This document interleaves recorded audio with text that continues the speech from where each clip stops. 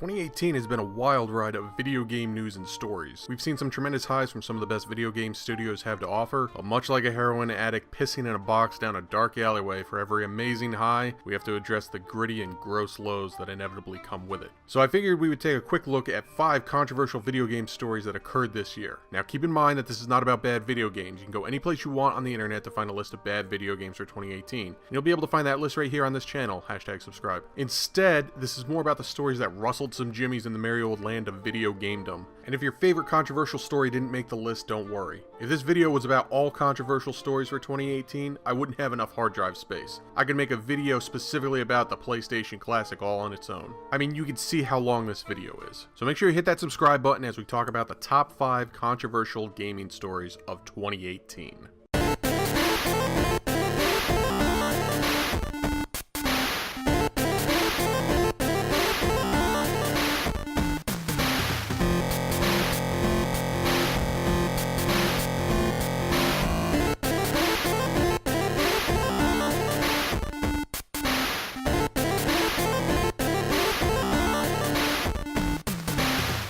As a special side note, I have to give credit to Mike B, aka Phony, for his top 5 controversial games list that he's made in the past. I always thought that they were fun and entertaining and they helped me get through some long days of work. #go follow that man. E3 2018 this year was a pretty good event. It wasn't groundbreaking and it wasn't a waste of time. It was just pretty good. And much like my heroin addict analogy I used earlier, for every fantastic moment of awe we saw, there were some terrible mistakes as well. For instance, an unnamed company's idea that couldn't help but shatter all hopes for a new installment in a certain classic strategy game franchise. And not so much destroying it, but rather digging it up from its cold grave and raping it in front of its family. And you know that corpse has been in the ground for years and probably doesn't have much in the terms of moisture. Yes, I am talking about Electronic Arts and the post-mortem sodomization of the Command & Conquer series. But this wasn't even the hottest issue that led to many gamers' angers, and you know if people are more pissed off than the destruction of the Command & Conquer franchise with a ship bomb mobile game, something is up. Believe it or not, this actually started during the Nintendo Direct, but Nintendo was not the focus point of that well-justified anger. You see, during the Nintendo Direct, there actually was 5 minutes of content that wasn't about Smash Brothers, and the big soundbite was the popular PC and console game Fortnite was coming to the Nintendo Switch. Not only was the game popular, but it was also free. The video game equivalent of peanut butter and chocolate. Simply download the game on Switch and start shooting your friends in the head. And the best part, it was ready to download immediately after the Direct concluded. Well, you better bet that myself, along with thousands of other people, proceeded to download that bad boy just as fast as the bits could be carried across that information superhighway. But much like a highway, there was a nail pointed straight up waiting for a tire to drive over it, only to cause a massive accident. And by nail in that analogy, I mean Sony, and by tire, I mean anyone who opted to first create their account on the PlayStation platform. You see, Sony didn't like the idea of their consumers commingling with those filthy casuals on Xbox or Switch. It was like Sony was a sandals resort in Jamaica, but the Xbox and Switch users were the poverty-stricken town just outside of the resort walls. Except the poverty-stricken town is actually having a better time than the people in the sandals resort. Go figure. Sony blocked the login accounts created on PlayStation from being used on any other platform except PC. Let's re-examine that statement.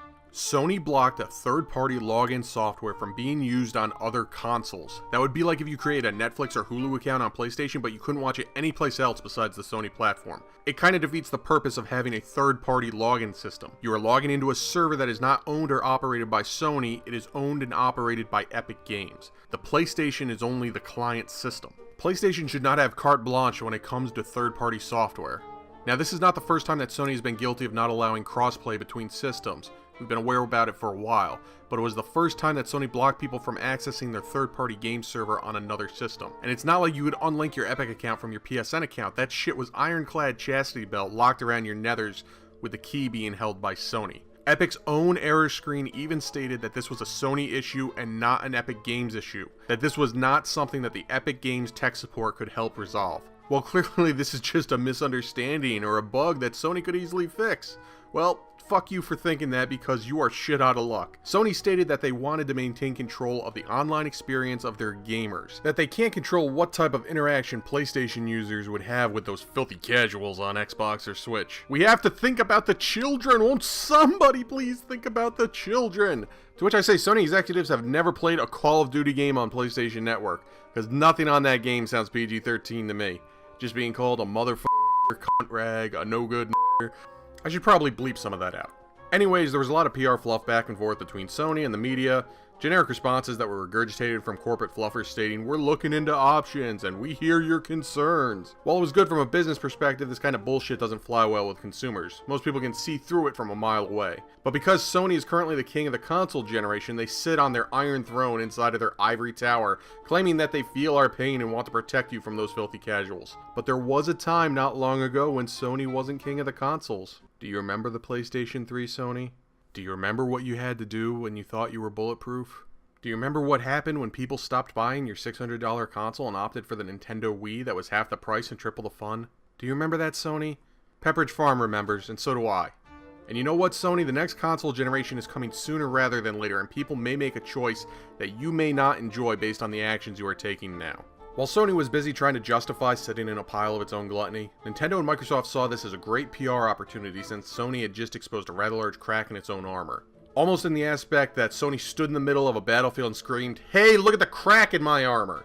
Realizing the two companies could do more damage together instead of individually, both Microsoft and Nintendo launched a rather obvious stab at Sony with their Minecraft Play Together campaign. A simple advertisement that seemed innocent enough to the layman, but the dedicated gamers saw what they were going for.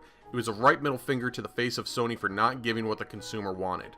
There were even a few sly Twitter shots fired that probably didn't permanently injure the Sony executives, but enough to make them stagger a bit.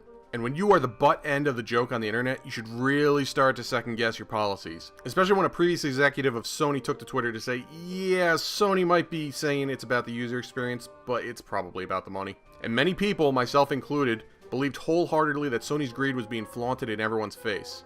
Eventually, Sony admitted its greed, even though it didn't come off as the whole truth, stating that they didn't want people to buy an item or a loot box on Switch only to use that item in PlayStation. Sony doesn't see any of that money. Which is technically true, as I'm sure the console manufacturers probably get a small percentage of the transaction, but here's the kicker. If no one is using PSN as a way to play their games online, how much of that money do you see, Sony? Pro tip, the answer is zero. This thought process from Sony continued on for many weeks. Even Sony's president, Kenichiro Yoshida, came forward to state that the best way to enjoy the best games is on the PlayStation console. Again, a smart maneuver to make shareholders happy, but an excellent way to piss in the mouth of the consumer base. But that's his job, he's just supposed to make the shareholders happy. So unless you're one of the primary shareholders, you can fuck right off. What President Yoshida and the shareholders don't seem to understand is that the people that pay Sony salaries and provide returns to the investors are the consumers that he literally just pissed in the mouth of. I know I wouldn't pay someone to piss in my mouth, that's just not my fetish. And I can tell you a thing or two about fetishes. It wasn't until late September that Sony finally woke up from its night of heavy drinking and cocaine use to realize that maybe it was a mistake and maybe they shouldn't have pissed in the mouth of people it was hoping to get money from in the near future. And it wasn't even a full realization, as they have only opened up Fortnite for the moment, but they will be looking at other games as time goes on. I know personally I am done waiting and I have no problem playing Rocket League on Switch, fuck you very much. I think Sony has a much larger battle to fight in the near future, as the new consoles will be making their debut in the next 1 to 2 years. People will remember how stubborn you were when it came to cross-platform gaming when these new consoles are released. I think Sony will need to show some serious humility before their new console releases in order to prevent people from jumping ship into the Microsoft bandwagon.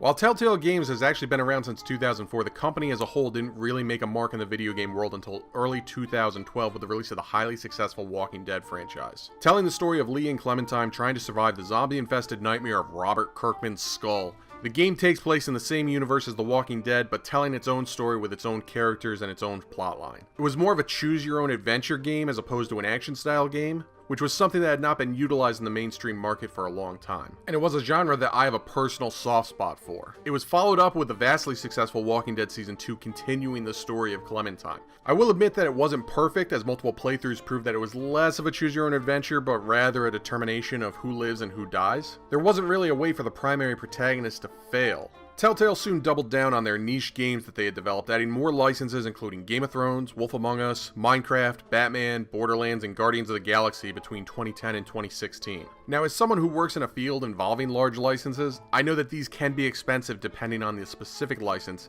and some of what was listed most likely demanded a nice chunk of change for the royalty. And when you have multiple large licenses, you better be making bank. Now, this story is not here because Telltale ended up making too much money. The company had issues for a while, but it really came to a head this year.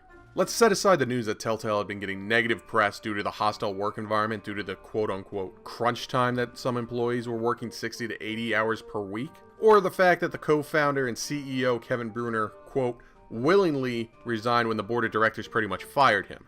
The gritty came through in the fall of this year when the studio announced that it was laying off around 90% of its staff and keeping on a skeleton crew to help finish up the final season of The Walking Dead Season 4, of which the first episode had just released a few days prior.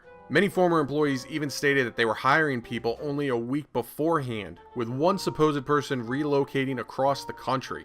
And to add the cherry to the top of this ice cream shit show, there was no severance for any of the employees with their health insurance ending within a week. How's that for a kick in the knackers? Telltale did make a public announcement that episode 2 would release, but the final 2 episodes of season 4 of The Walking Dead were in question, but they completely missed the point. Most people didn't care about the game anymore. Most decent human beings, humans with a conscience and moral sensibility, were more worried about the 200 people that got shafted. But at first it seemed like Telltale was more concerned about finishing the game, especially when it announced that it might have secured enough funding to finish episodes 3 and 4.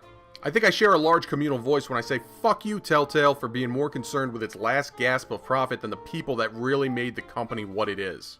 Because the company failed to follow proper guidelines when it came to declaring bankruptcy in the state of California, such as giving employees a 90 days heads up, the company is now at the center of a potential class action lawsuit from its former employees. But of course, if the company is bankrupt, I'm not sure what the company could give in the form of compensation.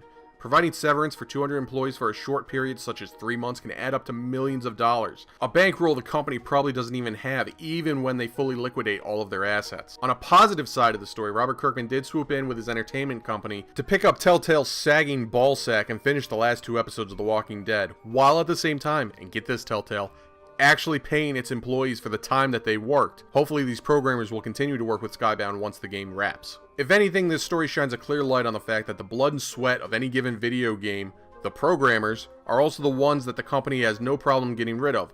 It's similar to how Walmart treats their employees. Unionization of the employees is not allowed because the company says it will only hurt them, but at the end of the day, these programmers are no more than contract workers willing to be discarded after any given game release. Actors have the Screen Actors Guild, teachers have the American Federation of Teachers, but programmers have nothing because big business has tried to convince everyone that no one could benefit from it.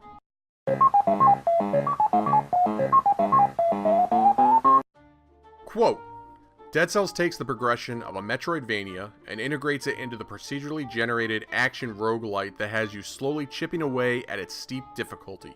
Unquote. This is a quote of a review of Dead Cells from the YouTube channel Boomstick Gaming. Because I am attributing who said this quote and giving credit where credit is due, I am not guilty of plagiarism. This is information I learned during my public education process, and I don't even have a degree in anything related to journalism.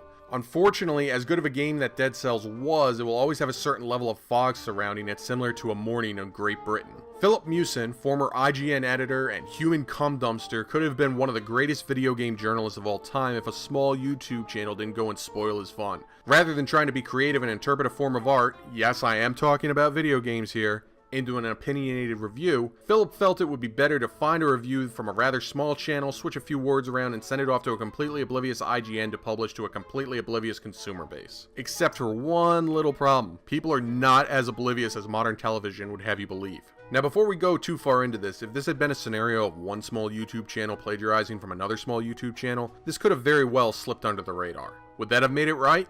Fuck no. And personally, I'm glad about this. I've had ideas, thoughts, jokes, etc. posted someplace on the internet, such as Reddit, Twitter, Instagram, or others, without the slightest hint of response from the general public.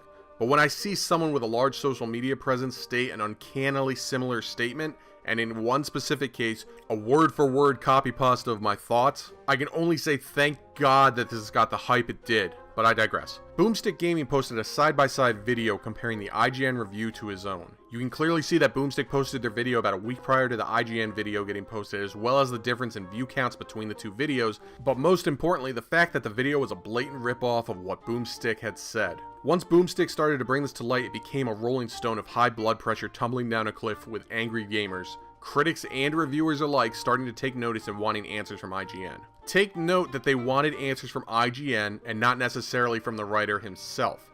IGN did handle this as best they could given the circumstances, for which I can actually praise them. They took down the review, posted a statement that an investigation was underway, and they will let everyone know the outcome when it concludes. Sounds like the correct thing to do. Fortunately for everyone who wasn't Philip Mewson, IGN did give an update. And to no one's surprise, IGN stated that the review was taken down and will be re-reviewed in the coming week.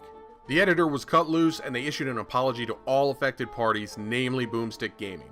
On top of this, all other articles he posted to IGN got pulled down and examined in order to make sure no further plagiarism claims would be made. And hint, there was more. Now, most people who end up being forced into the sunlight and are the center of attention due to a negative event would quickly retreat back under the rock that they were living under and wait for their career to die in peace and quiet. But Philip is not like most people. Rather than trying to lick his wounds, he opted to pull his pants down and helicopter twirl his dick around with the hopes of contrition in an apology video. I think I pulled a muscle in my finger from how hard I just did air quotes there, Christ. Philip's apology video was a colossal waste of time. I don't think it was worth the electrons transferred in order to upload it to YouTube. He apologized to IGN and he didn't want to damage their credibility. He apologized to Motion Twin, the developer behind Dead Cells, for getting their game wrapped up in this negative story. And of course, he apologized to Boomstick Gaming. With the very, very small caveat that he absolutely did not apologize to Boomstick Gaming. Rather than apologizing to the person that he harmed the most, he opted to offer best wishes and say, "I've got nothing but respect for you." All of which is absolute bullshit, because if you did have respect for Boomstick, you wouldn't have copied his work straight out.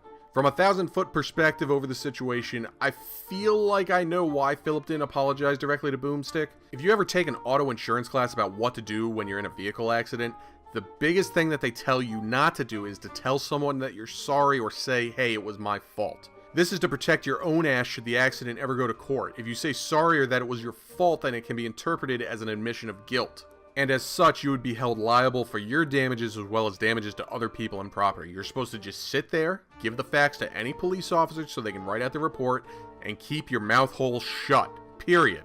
You can do just as much damage, if not more, by opening your mouth as opposed to keeping it shut. Philip obviously never learned this lesson. Now, plagiarism is not a federal crime, but it is absolutely considered to be an unethical business practice and can be inferred as a form of violation of copyright. But since he never admitted to plagiarism or apologized for it officially, he is not guilty of it. Yet. But the court of public opinion is a little bit more realistic.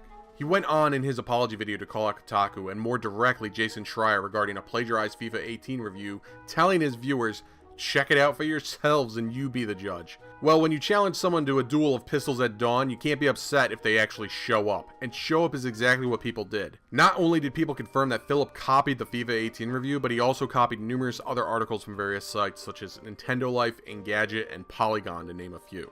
After his initial apology video was up for only a few hours, it was quickly pulled down as it was raked over the coals for its unapologetic tone and complete disregard for the allegations. The lack of his ability to show regret over his actions and sympathy towards those he harmed was rather blatant. This was the last chance for Philip to salvage his career. He could have easily admitted to his guilt and how he was going to correct things in the future. But rather, he decided to take the denial route and forever tarnish his reputation in the video game community. Which I find hilarious considering his more recent videos talk about how much he loves making video game content. If he could only quiet his ego and admit to his mistake, he may have been able to salvage his career. Instead, his name will be forever blackballed from being a reputable or critical source of information. Even in his first video upload since his removal from IGN, he was unable to admit fault or error in his ways, and was only met with skepticism and hostility in the comments, most of which were all justified.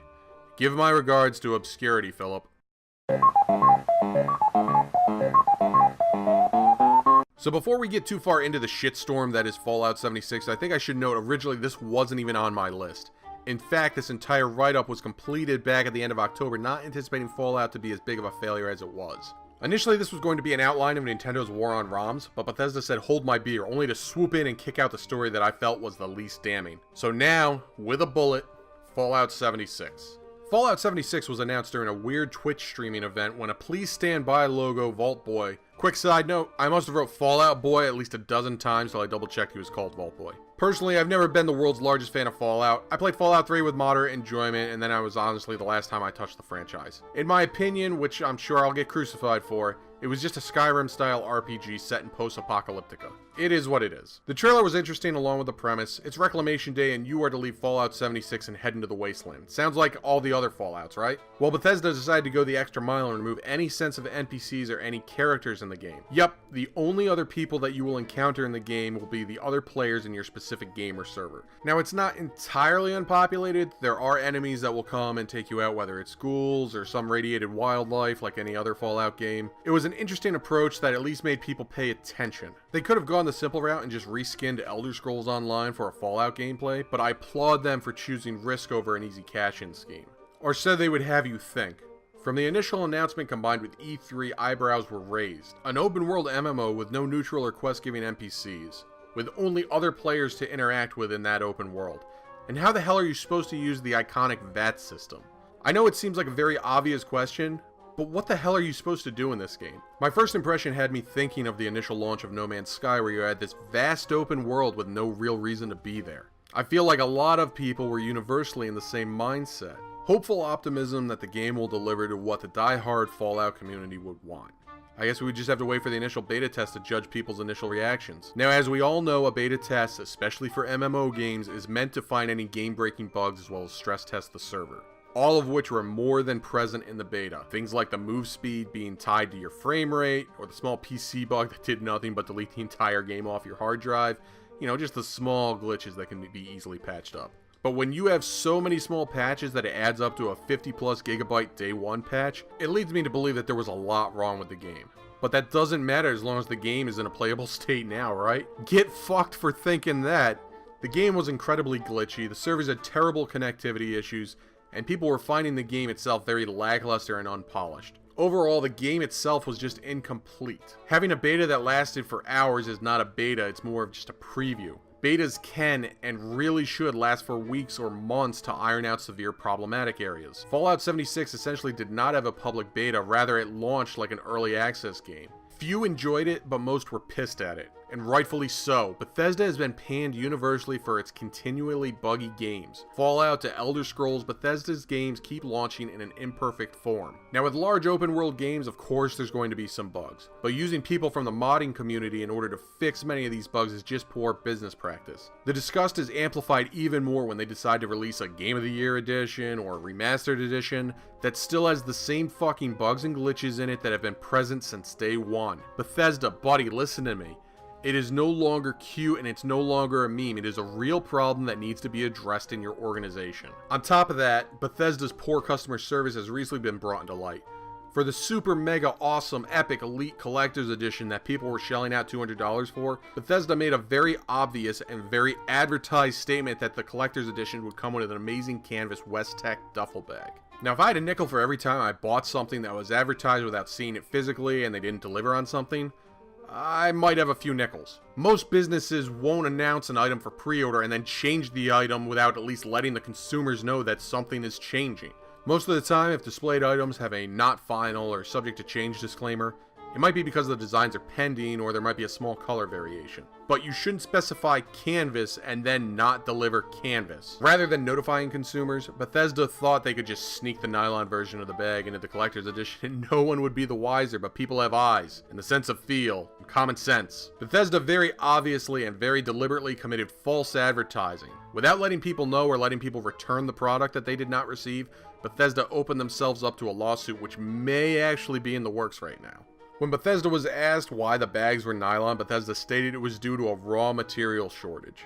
Now, in case you aren't familiar with the great canvas shortage of 2018, it might be because it simply does not exist. Sure, there are vendors that can run out of raw materials, but it's not like there is a single canvas manufacturer in the entire world. Get out there on the streets and you start looking for a new vendor. I don't care if you have to put a fucking ad on Craigslist. You're not spinning straw into gold, you're building canvas bags. And you clearly have the ability to make them, considering that members of the press and social media influencers had a pretty sweet canvas bag given to them during a press event for Fallout 76. So you might be saying to yourself, if Bethesda compensates me for the reduced quality of the bag, I'll be happy. It doesn't take an MBA to know that a happy customer is a returning customer. So what would make someone who dropped $200 on a collector's edition who actually wasn't happy with their purchase come back and spend more money with your organization? How about 500 atoms for Fallout 76, which equates to about $5? I think that's more than enough, right? Well, if you disagree, then you are wrong, because that was the answer we got from Bethesda on Twitter, which was ironic considering that those 500 atoms aren't even enough to buy a canvas bag in the fucking game.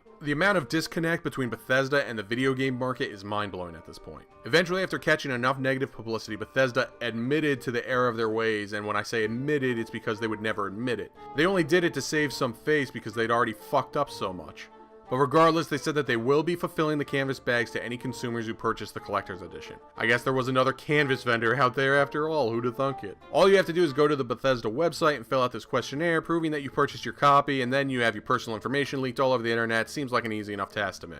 I look back at this entire Fallout 76 debacle and I have a single question for Bethesda. Was all this negative publicity and loss of consumers worth the release of an incomplete product in order to appease shareholders? At this stage of its release, I think I know the answer. It'll be interesting to see how people react to Rage 2, but more importantly, Starfield. I personally have no faith left in the company as a whole.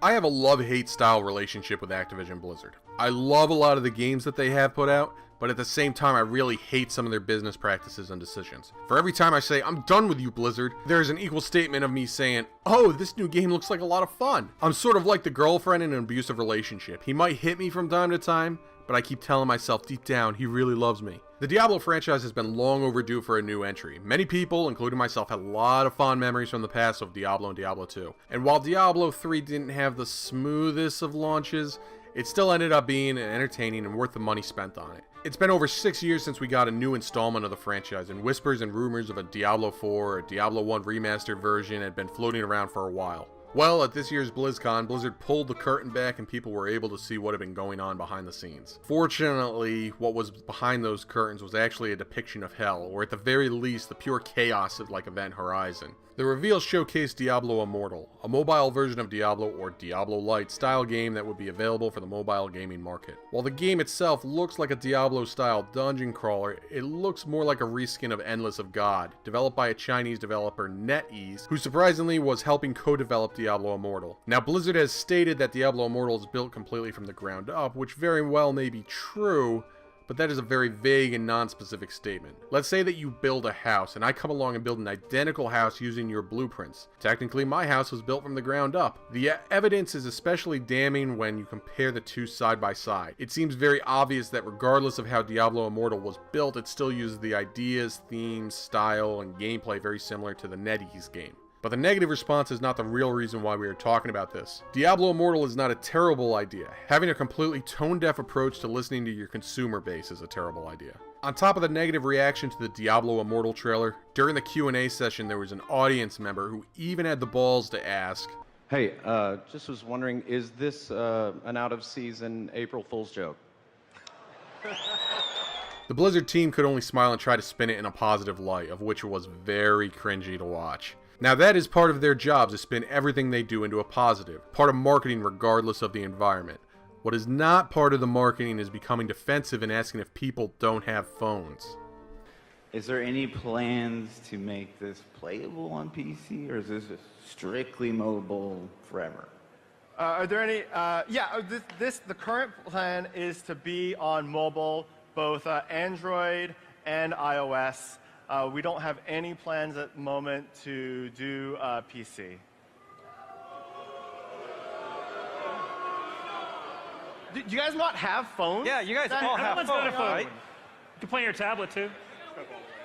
I feel this video says more about the status of the company than words ever could. The response from Blizzard basically asking people, don't you want to play this game, completely slaps their consumers in the face. I've seen a few people claim that these are textbook examples of entitlement, to which I absolutely disagree. There's a difference between a company asking their consumers what they would like and telling their consumers that this is what they are getting. Companies, and not just Activision here, are currently in a mindset that if we tell people what their options are, they will either buy it or settle for nothing. Problem is, many people are starting to pick up on this and have opted for the nothing option. Rather than focusing on a game that is entertaining and people will want to play, Activision Blizzard, emphasis on the Activision there, is more focused on their bottom line. If this had a PC element, people might have been a bit more receptive. Most of the diehard gamers in Western countries are mostly console and PC gamers. Yes, mobile gamers do make up a portion of the demographic, but the people Blizzard should be focusing on is that die-hard demographic. The widely held theory is that Diablo Immortal is a game primarily for the Asian countries where mobile gaming is more dominant compared to the console gamers. Nintendo DS continues to sell units and have games come out for it, even in the face of its own competition, Nintendo Switch.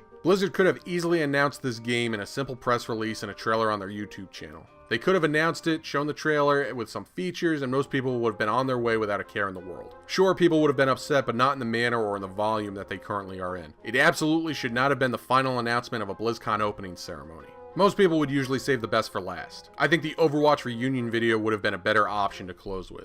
And this decision is going to have a lot of negative consequences over the next few years for Activision Blizzard. Let me paint a quick picture for you. You see, most gamers see BlizzCon as the exclusive event for Blizzard fans. Now let's say you live in New York City and want to attend. You need to pay for tickets, round-trip flight, hotel, transportation, food, and of course you'll want to get some of that sweet exclusive merchandise, which I think Blizzard's quality for exclusive has gone down over the years, but that's just another topic. You can easily spend upwards of $1,000 just to go out to Anaheim for 2 days. And when you finally get there, you grab your seat and you're super excited for the hot new and exclusive info, only to see Diablo Immortal for what it really is. A rehashed version of an iconic gaming franchise boiled down into a mediocre mobile version in the hopes of milking their consumer base out of every last gold coin in their wallet. If I was the person that came out from New York, you better believe I wouldn't be playing this game anytime soon, and I definitely wouldn't be attending any BlizzCon in the future. Blizzard took a gamble on Diablo Immortal and put their company's soul on the betting line. On top of all this backlash, there's currently an ongoing examination into the analytics for the gameplay trailer, as well as the announcement video. Sneaky maneuvers such as making the initial video unlisted and re-uploading it again in order to reset the dislike meter, which by the way didn't work. Plus there's currently a close investigation in regards to how dislikes for the video seem to be going down as time goes on. Not in the sense of a few dislikes here and there disappearing, but rather more like 100,000 dislikes just being wiped clean from the video. Now I'm not someone that falls into the conspiracy theories, and I'm willing to give YouTube the benefit of the doubt that there is some kind of analytical error in regards to the likes-dislikes tracking, but I've seen numerous outlets claim that Blizzard and YouTube are working together to try and curve some of the dislikes. I personally don't buy into it unless there is a piece of evidence that could infer that claim, but time will tell. All I can do is look at this situation unfold and think to myself, did Activision Blizzard completely sleep through the Command and Conquer debacle from E3?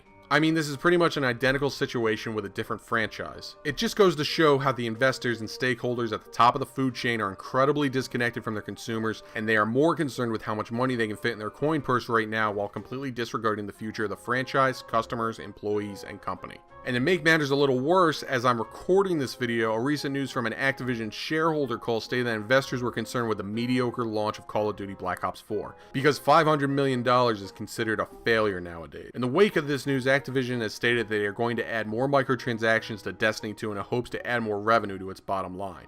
In short, a group of greedy investors are trying to con players out of more money because if it's not the greatest game launch of all time, it's an absolute and colossal fucking failure. Because of this, I have to wonder if they are even trying to gauge the temperature in their fan base. But for them, it's not about how much money they can make years from now, it's only about how much money they can make today. If Activision Blizzard closed its doors tomorrow, I guarantee you the shareholders wouldn't be affected at all. They would recoup as much money as they can and move on to the next company. Now, if you've been following along, you might have noticed a running theme with this list, namely the fact that most of what you are seeing is due to a huge disconnect between the gaming community and the head hotshots at these organizations. Sure, the programmers, game developers, community managers, etc. are pretty in touch with their consumers, as many of them are dedicated gamers themselves. The problem lies with their bosses, the executives that call the shots. They are making decisions based on the demands of their shareholders without realizing the long-term damage they are doing to their consumer base. Combine that with the fact that shareholders have polarized video game releases and the aspect that if a game isn't a record-breaking success, then it must be a disappointing failure. Even obviously successful games like Call of Duty are starting to be considered disappointing. This is a road to scorched earth. There is a finite amount of money in the world. Even if a AAA studio ends up getting 100% of all possible money that there can be in the world, they can't go up from there. The coming years of gaming will need some serious overhaul in order to preserve the balance of gaming, or we could be looking at another video game market collapse in the long run. What other stories do you think were controversial this year? Let me know in those comments down below, because I'll be down there talking about some of the other stories that I missed. Thank you so much for watching, guys. Make sure you follow the 3 pillars of YouTube, hit the subscribe button, like the video, and hit the bell for notifications. My name is Ben Jorna, that's Jorna, and I will see you all next time.